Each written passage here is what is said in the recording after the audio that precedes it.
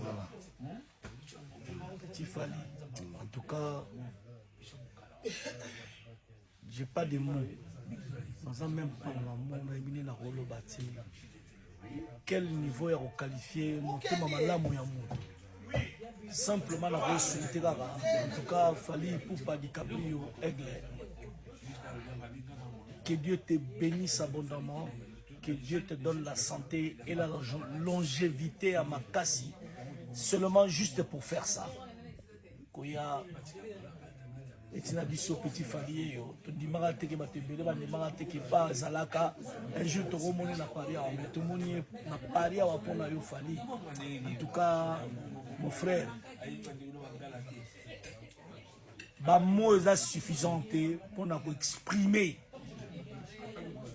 bonté na bolamu oya niveau oyo. Zama pesa yo seulement longévité, santé et tout ce qui va avec. Vraiment, seulement ça. Que Dieu te bénisse, mon frère. Merci. Zoroboui. Le boss, Pierrot Leblanc. International beaucoup la côte tombée. Il y a beaucoup de bakata qui ont son côté. Tokos, merci na Fally là où nous social pour nous. Souka. Merci papa. Vasoli. Tokos. Et Louise. Bon, bon, ciao, ciao.